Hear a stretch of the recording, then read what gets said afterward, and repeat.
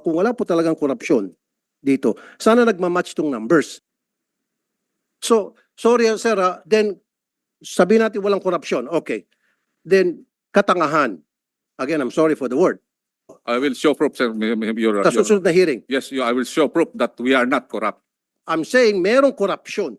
Kung sino yan, that's your job to find out. Ba't ka nagagalit, Secretary? Because you are accusing us that our organization is corrupt. Yes.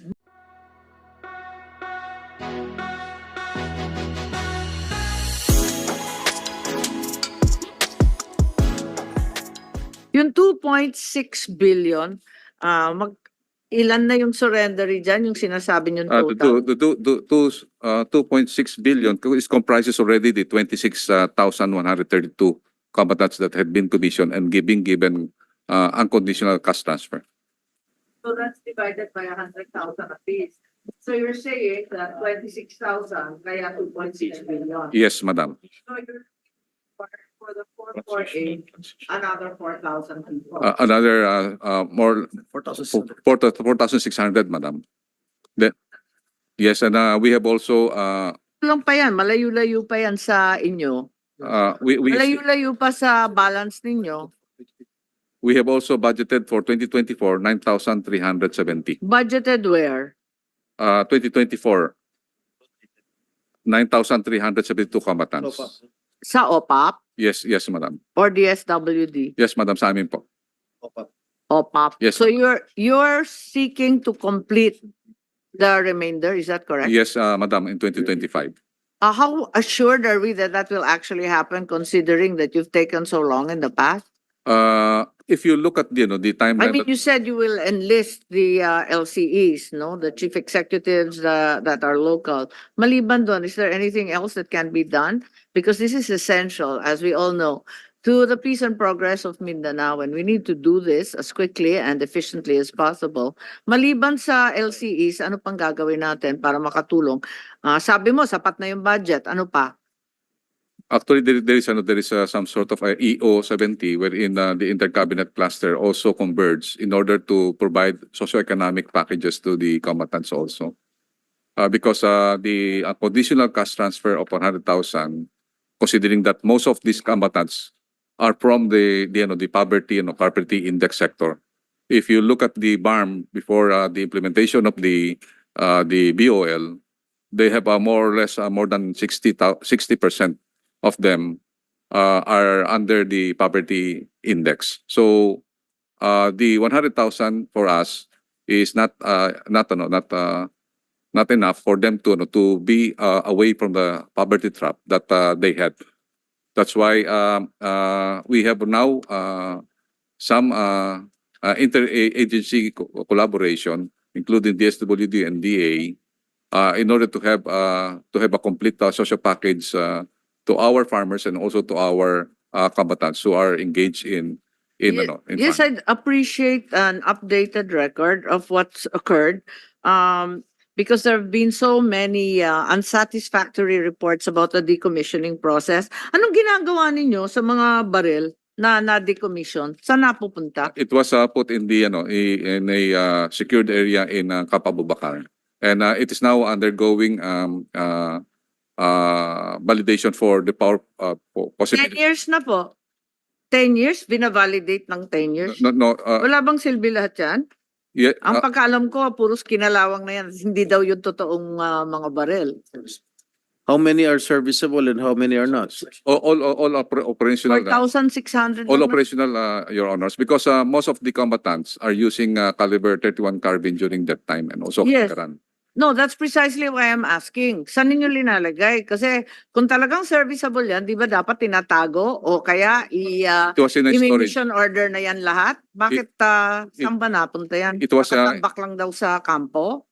Baka nagkawalaan na yan. No, madam. I just came there in Camp Abubakar, wherein it is No, pero sayang naman kung pwede pang gamitin like the chairman said. Bakit hindi assign yan? Your Honors, these are decommissioned firearms. The agreement is we will put them beyond use. So have you? we will put them beyond use, So meaning have you put them beyond use? we will melt them. We have now But you just said that they're in Camp Abu Bakar, so they haven't been decommissioned, they haven't been melted down, they are still serviceable. Why? 10 years? There is a process of the implementing panel. Isn't that too long a process, 10 taon, para lang i-render unserviceable ang baril? Madam, it's not 10 years. We have only started in 2019. And also Sabihin na nga natin 5 years. Ang haba naman. Madali naman mag-unserviceable ng baril, hindi naman ganun kakomplikado. At saka melting is not necessary. We all know that. actually, ma'am, they are located in a closed ban, and they are. I understand you're telling me that there are security measures, Secretary Galvez. Ang tinatanong ko, your mandate is to turn them unserviceable and it doesn't seem to have occurred. We are in the process of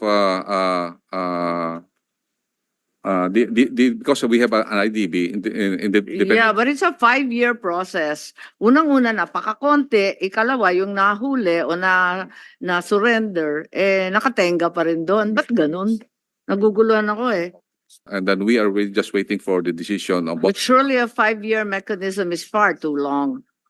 Kasi kung di rin gagamitin o hindi naman sisirain, mas maigi gamitin na, ipamigay na sa sundalo natin na kulang naman ang armas.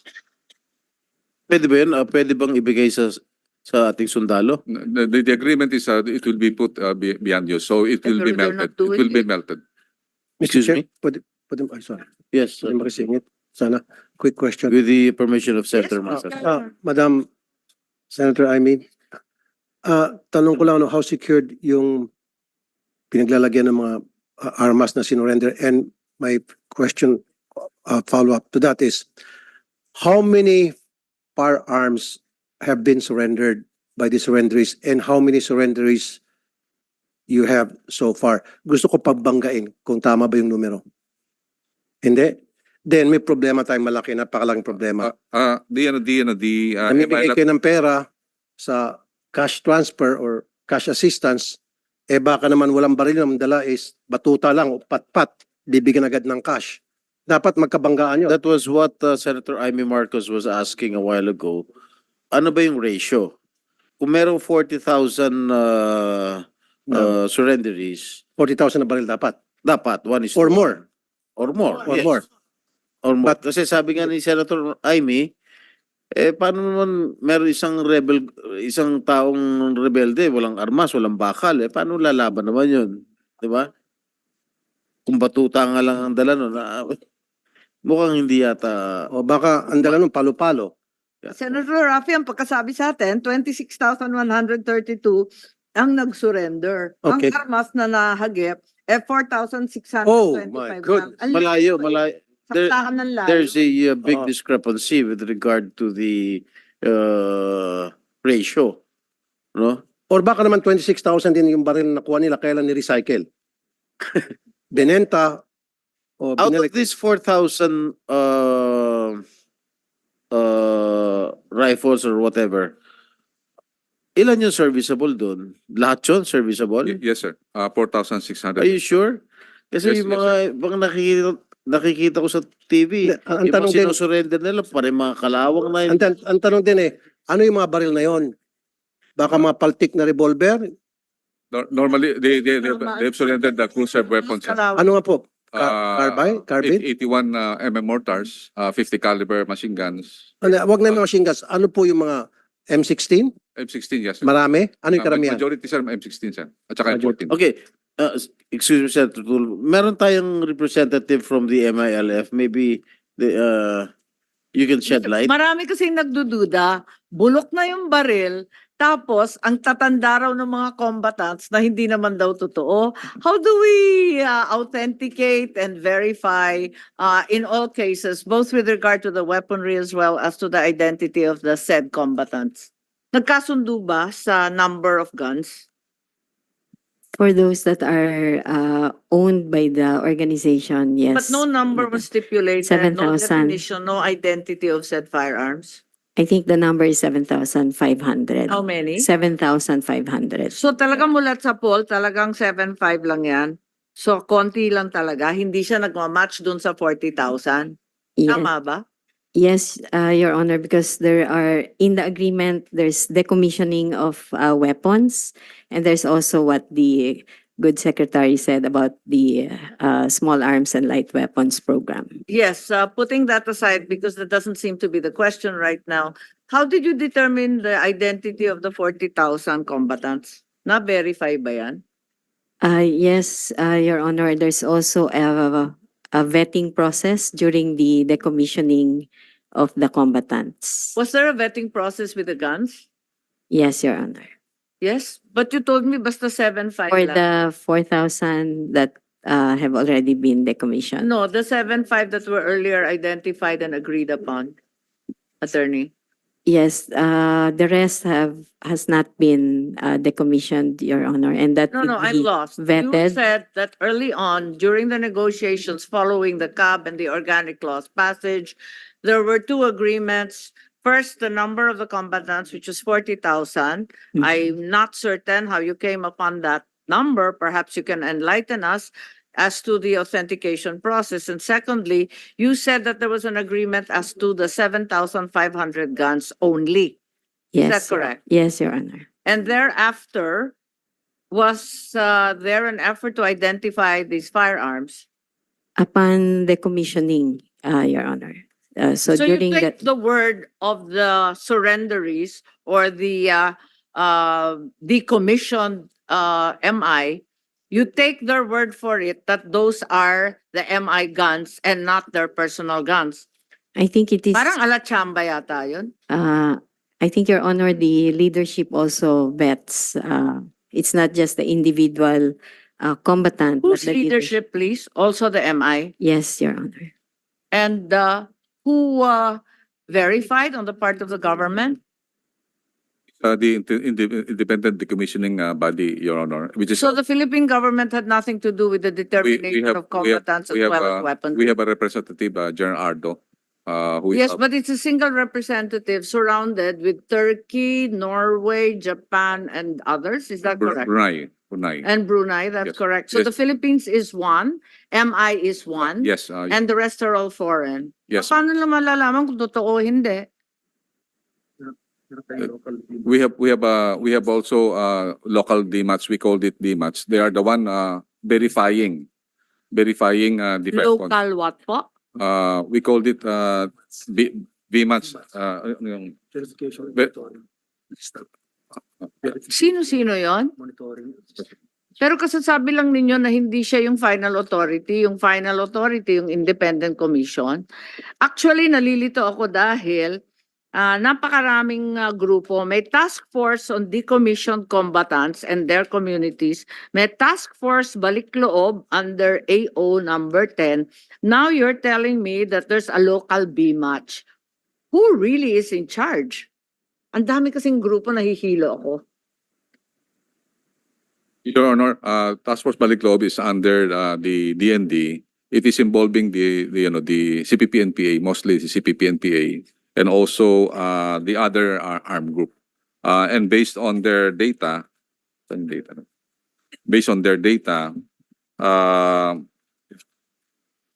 Task Force Balikloob accomplishments that a total of 43,192 surrenderies. Teka, ganito na lang. I- Yung task force decommissioning, Is alin different. yung concerned agencies? Tapos yung task force Balikloob, sino yung contributors dyan? Sinong kasama dyan? I see. I'm a little bit lost because you seem to have the same membership. Is there a mechanism for collaboration with external entities? I'm aware that there are a lot of foreign agencies, including the USAID, the Japanese, and so on, who have given aid and technical assistance. Mr. Chairman, if you will, hihingi na lang ako ng updated CTREP sa decommissioning kasi hindi pa tayo na-update dito sa Senado. Matagal-tagal na rin. Whether you count it as 5 years or as 10 years, pre-COVID and post-COVID, we have not been updated. So maybe have an update and a breakdown on who exactly are the remaining combatants who have failed to be decommissioned. What is the status of those who have been decommissioned? Yung 26,000. At saka, bakit yung mga baril nakatenga pa rin sa Camp Abubakar? Samantalang sinabi na i-render unserviceable at the soonest possible opportunity. Ba't ang tagal? Higit sa lahat, talaga bang madadali ninyo yung deadline ng 2025 election? Kasi ang bagal po natin, 10 taon na to, sa papel, sabi ninyo, 5 years, matagal pa rin. Whereas in fact, we only have a little over a year to comply with the deadline. So I'll just request documents po through the chairman and the committee. Thank you. All right. Thank you, Senator Amy. Okay, Senator Tulfo, you have the floor. Thank you, Mr. Chair. Magkano pong binibigay na cash assistance sa bawat surrendery po? For the MILF, we are giving 100,000 100,000. unconditional cash transfer. 100,000. Okay, ilan po yung surrendery? We term it decommissioned, Your Honor. Hindi, ilan po yung nag-surrender na nabigyan ng 100,000 each? 26,132. 26,132. Ilan po yung baril? We have 4,000. 4,000. 625. So, 26,000 ang nabigyan ng 100,000 each at ang kapalit ay 4,000 na baril. Hindi ho ba kayo nag-conduct na investigation bakit ganito kalaki ang discrepancy? At ano po naging result ng inyong investigation? At meron ho bang nanagot? Meron ho bang nasibak? Sir, actually, sir, that's our also our demand to the implementing panel, considering that as we have said, we have a security judge. Sorry sir, sorry. Ang tanong ko po, nag-conduct na ho ba kayo ng investigation? Kasi ang laking pera po dito, and discrepancy, 26 versus 4,000. We're talking about the hundreds of millions na dito siguro. Sir, we investigated the documents of our agreement, and we have not seen any document that Kaya nga po, yung nag-disburse ng nagbigay ng pera, 100,000 each surrender na umabot ng 26,000, sino po yun? Sino-sino yun? Kasi ang gagawin nyo lang po, 26,000, 100,000 each. 2.6 billion. Tapos 4,000 lang yung baril na, di ba kapalit yan baril, di ba?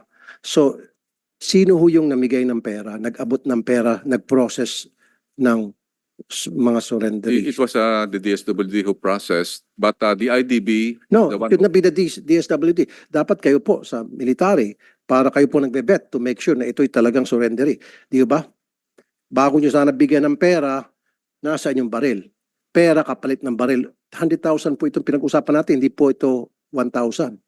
based on the agreement, Your Honors, we have commissioned the International Decommissioning Body, Kaya nga po, including the Armed Forces of the Philippines. kaya nga po, sino nga po itong members, itong mga membro ng body? Ulitin ko pong tanong ko huwag na ho tayo magpaikot-ikot, sir. Pag binigyan sila ng 100,000 ng DSWD, dapat may kapalit yan na baril. Tama? This is not the Hindi sir, ganun dapat talaga, di ba? Dapat nag-match. Ba't ka magsusurrender kung wala ka namang baril? Eh kung magawa-gawa lang ng istorya na ako ay MILF. Your Honor, we are implementing the peace agreement. The peace agreement does not specify. Well, then sir, ba't kayo pumayag? Then wag nyo sana i-release yung 100,000. Di ba sir? Ganun lang kasimple. Hindi nyo sana ni-release yung 100,000 doon sa nagsusurrender na walang baril na kapalit. Ganun lang po yun eh. Kasi kung hindi natin implement yung ganung klaseng polisiya, anybody can come to you and said, ako po yung magsusurrender, ako po yung MILF. Ganun ba? Halika, ito yung 100,000.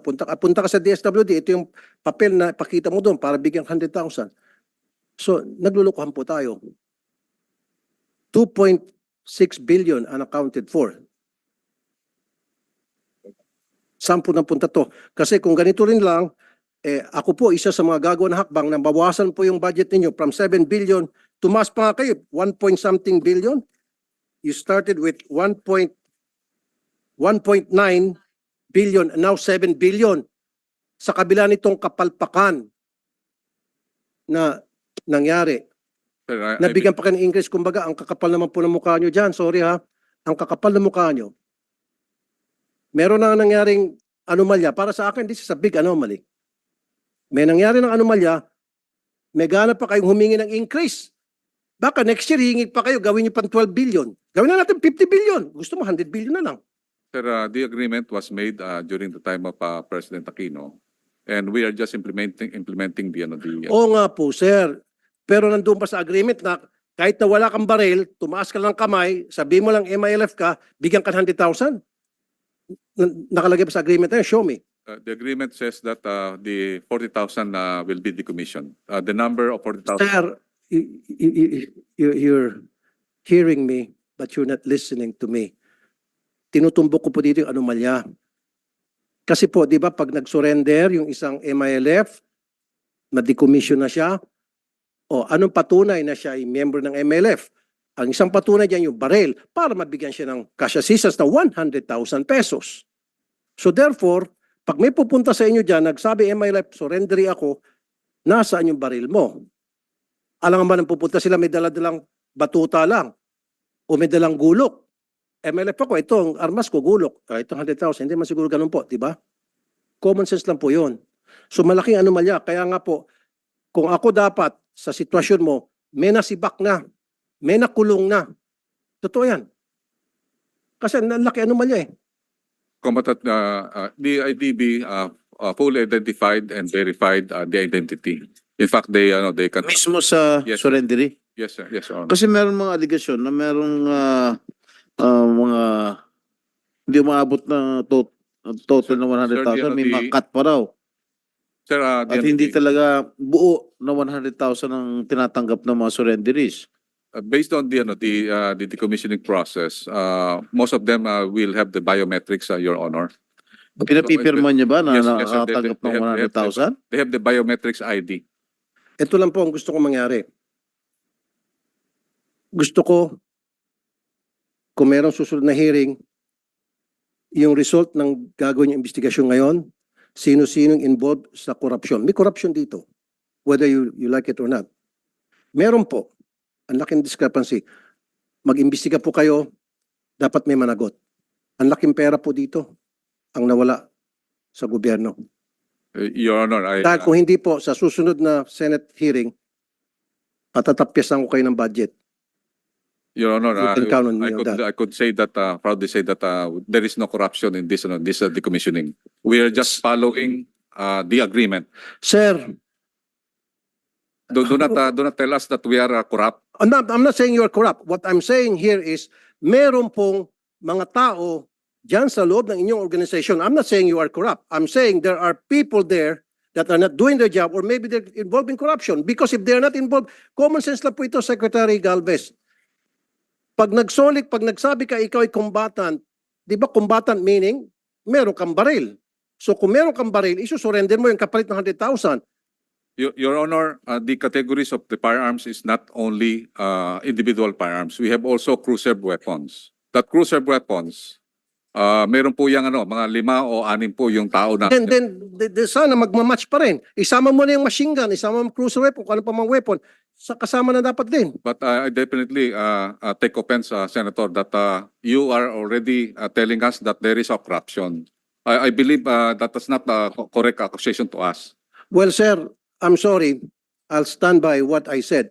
Meron pong corruption dito. Masaktan ka na, masaktan ka, I don't care. I'm talking on behalf of the taong bayan.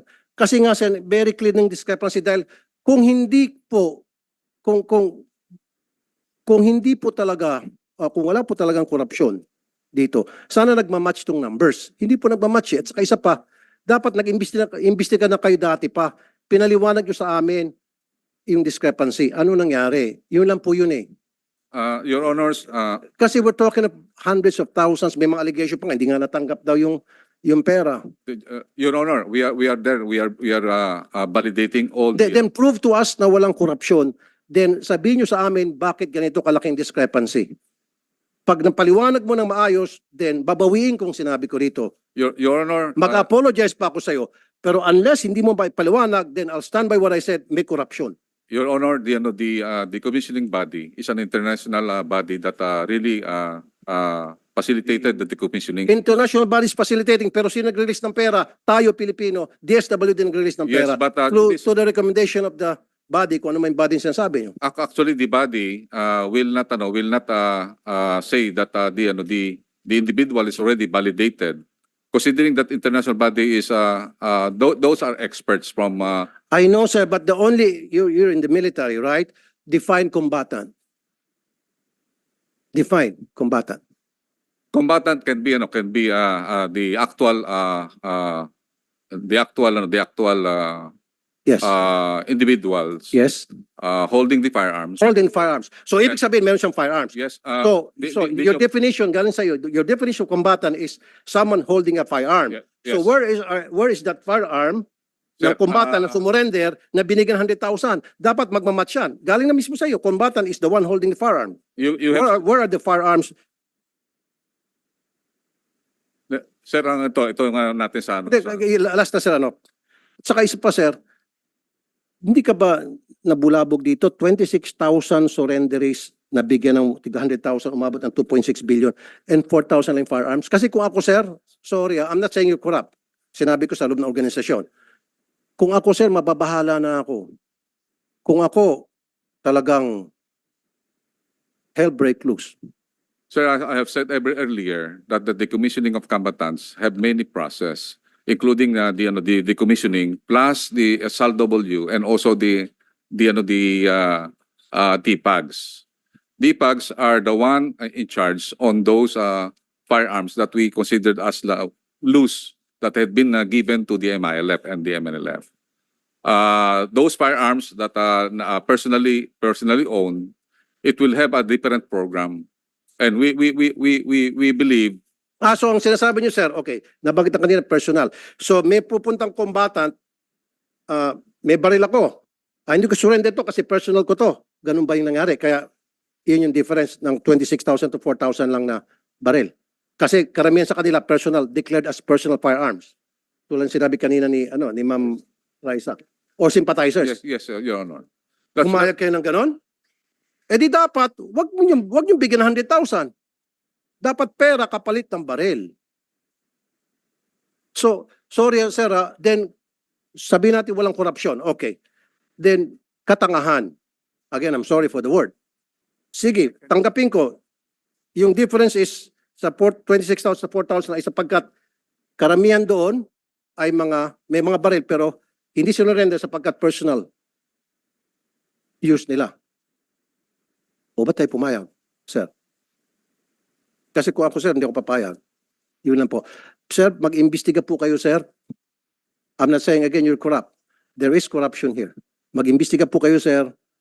And dapat head should roll dito.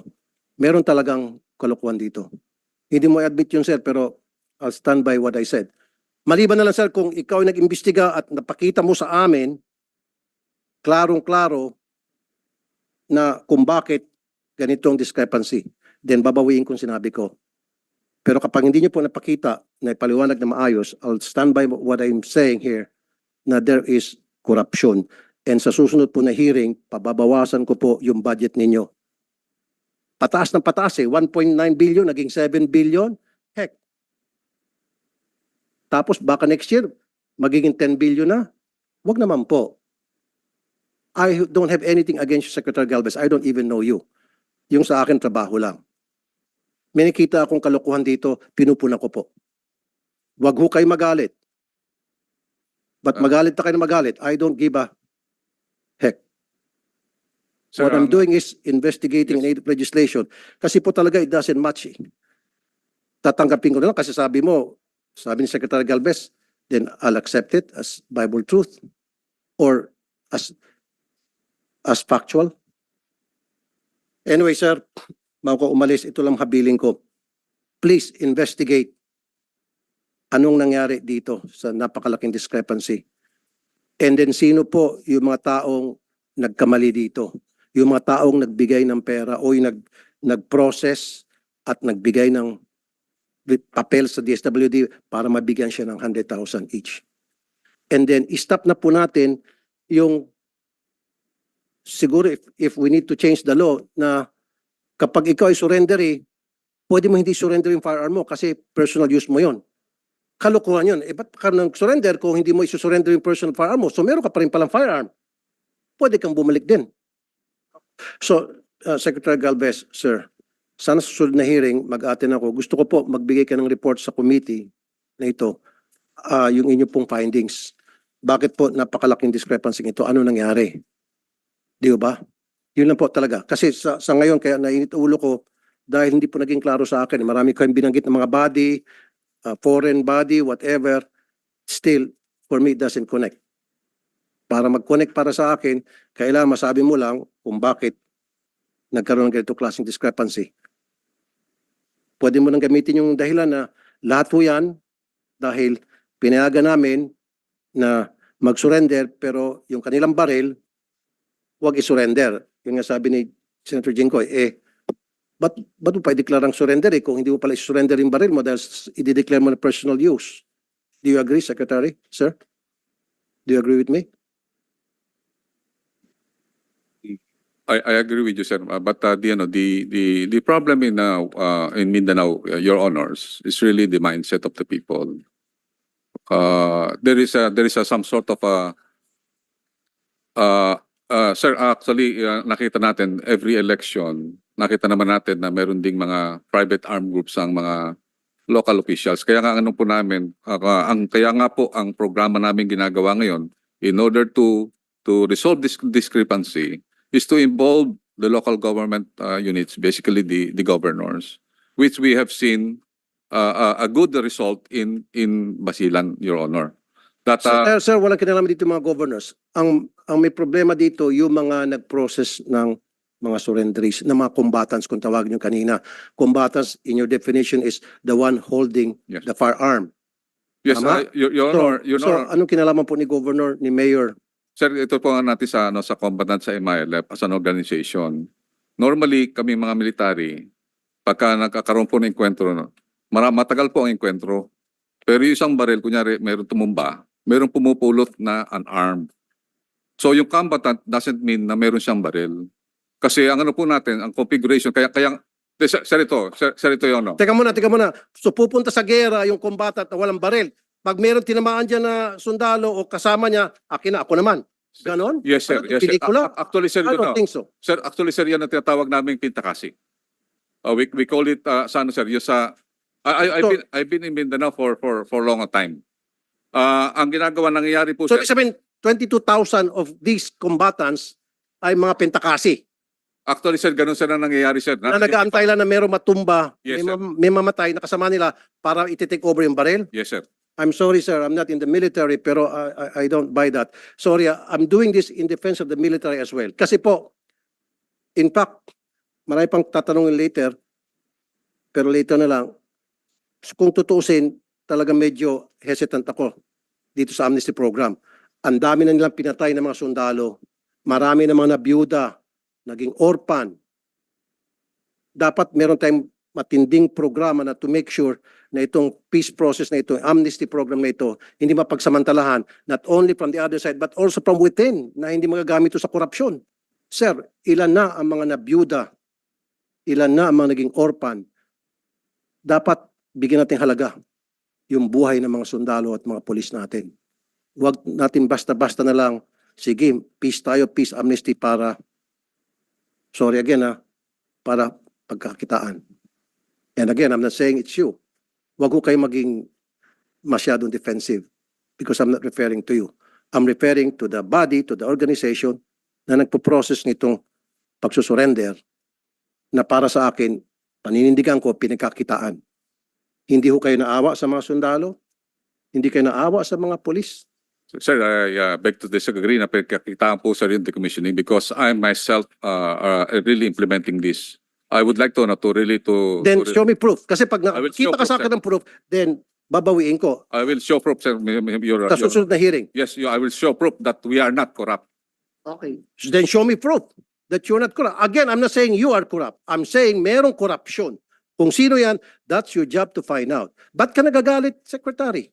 Because you are accusing us that our organization is corrupt. Yes, because napakalaking discrepancy. Kahit na siguro itong si Juan de la Cruz niya sa kalye, makita itong sobrang laking discrepancy. There is a problem here.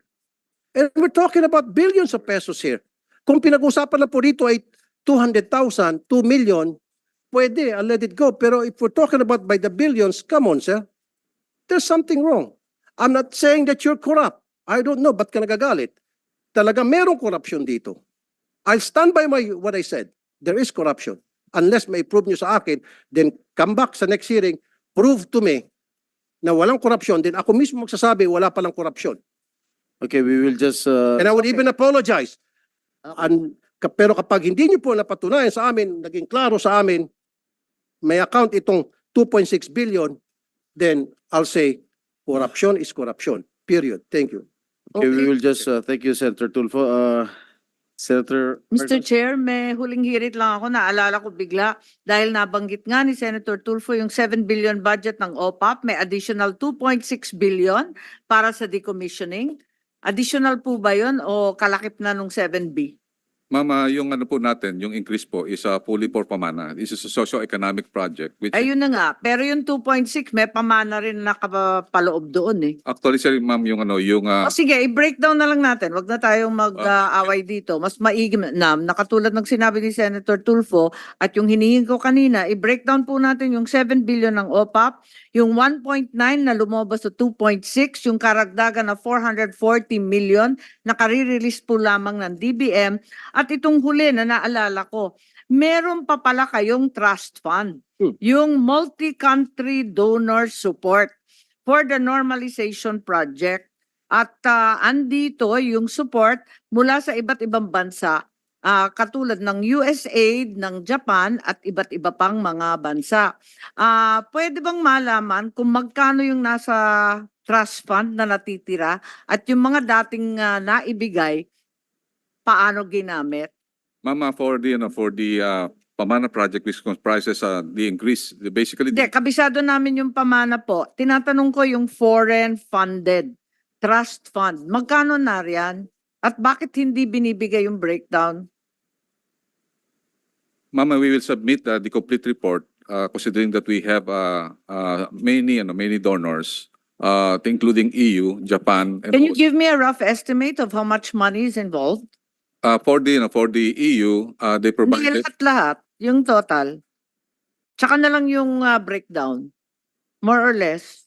I don't have the figure right now, Your O Honor. para sa EU, for example. EU, they have given the PD BARM. We called it Hindi, magkano? that is 24 million euros. 24 million euro. Tapos yung sa US US we have not received any from the US because they have given o it. Japan, Japan, we have some support, but it is being given. Norway. The funds Yeah. are not given to us, Your Honor. Yeah. Ang mahalaga, katulad ng sinabi ni Senator Tulfo at ng chairman ko, talagang ibigay natin para maging transparent at walang turuan, walang sisihan. Dahil inaalam lang natin kahit donasyon yan, talagang kinakailangan na maging accountable pa rin po tayo. So at the earliest possible opportunity as requested by the chairman within 1 week, please submit the total funds that have been collected in the trust fund and the disposition thereof. Thank you. Yes, ma'am. We will submit. Secretary Galvez, 1.4 billion, sabi mo 40 million euros, that's 1.4 billion. Being it is a World Bank ang nagano po fund manager po niyan. Wala po sa amin po 'yan. Wala. Wala Hindi, po sa amin po 'yan. hindi napunta sa inyo. Hindi po napupunta po sa amin po 'yan kasi ang ano po 'yan, diretso po sa BARM po napupunta 'yan. Pumunta sa BARM. Yes po, ang ano po niyan is the SPA is being signed by myself, the DFA and also with the Department of Finance. And the fund manager of this are World Bank and also the UNDP. Pero kasama dapat sa trabaho niyo po, sir, na i-monitor to make sure na Yes, itong yes, pera sir, ay yes, well sir. spent. Yes sir, actually So sir, give us an accounting of this 1.4 billion, saan po napunta to, paano to Actually, na-disperse, paano to nagastos. actually magaganda po yung yung programa, especially yung Japan. Ang programa nila recently na we have signed with the DFA is yung yung food for schools. They're giving food for students, 15,000 targeted students. At the same time, may local production po, yung food na ginagawa po nila is locally produced by the farmers. Yeah, sabi nga po kanina ni Senator Amy, para hindi ko kayo pagdudahan, hindi ko kayo pag-isipan. Dapat transparent po lahat. Dapat lahat documented. Yes, Kasi yes. kung, sir, salita ka lang, sabi mo, the body, commission, pagdududahan talaga kayo. Hindi nyo ako masisisi na I'll cry corruption. Because wala kayong mga dokumento, wala kayong mga ebidensya. So tulad nito, 1.4 billion, okay, sabi mo, pumunta sa BARM. Pero dapat, since dumaan sa inyo, o hindi dumaan sa kamay nyo, kasama sa trabaho nyo, i-monitor to make sure itong 1.4 billion were well spent money, hindi po napunta rin sa corruption on the other side. Yeah. Di ba, sir? Bali po yung ano po yan, yung implementation po niyan is being implemented by the foreign fund managers, which is basically yung foreign fund managers are Pero dapat, sir, mag-assisting kayo. Kasi kasama po. ano alam ng mga foreign bank managers sa proseso natin, sa kultura, sa tradisyon. Actually Pero po, sir, ang trust fund, di ba nasa pangalan po ng AFP? sir, yung trust fund po, yung Bangsamoro National Normalization Trust Fund is being handled by the World Bank. By the World Bank. Yes po, bali po ang proseso po niyan, Your Honors, is that yung BARM at saka po yung yung foreign funder, mayroong mga intended na mga beneficiaries. Pero sino pang nag-identify ng mga beneficiaries? BARM po ang nag-identified. But they go through you. Kasi kayong may bali, trust fund. bali po lang po ang sa akin is para lang po sa special power of agreement para po ma-approvean po yung pondo na mai-transfer po doon sa BARM. Kaya nga, pero meron dapat talagang Meron po kami proseso na kailangan dumaan pa rin sa inyo. yes po, bali po ang Since dumaan sa inyo, dahil kasama sa trabaho ninyo na alamin to make sure na yung donation na dumarating from World Bank well spent, yun ibig sabihin. Yes sir. Actually sir, we have the validation and monitoring. Kaya nga po may mga So pakitanong lang po sa BARM paano po nagastos ng 1.4 billion? Pwede yung euros? yes sir, we will provide you this. And all other donations, Yes. pa kasi magdududa po yung tao pag hindi nyo po na-account to. Yeah po. Thank you, sir. For information po Senator Tulfo, yung sa sir, yung decommissioning po ng combatants, ang pera po is tinatransfer po natin sa DSWD. So wala po sa namin, sa opisina po namin. Alam ko po yun, sir. Pero kayo po ang nag-identify. Tama? Hindi naman magbibigay ang pera ng DSWD kung walang go signal sa inyo. IDB po ang nag-identify ng combatants. Sir, kayo po ng sundalo, mga sa military, ang nagsasabi kung sino ang combatant o hindi. Yes sir. Exactly. And then through you, the DSWD will release the 100,000 pesos. Yun po yung sinasabi ko. Yes, sir. Kaya nga sir, para hindi natin magpaikot-ikot, sa susunod na hearing, gusto ko po accounting of this 2-point-something billions. Dahil kung hindi sir nyo ma-account na mabuti, maasahan nyo po, harangin ko po yung ano nyo, Yes, we will make a presentation to your honor. budget. We will make a presentation.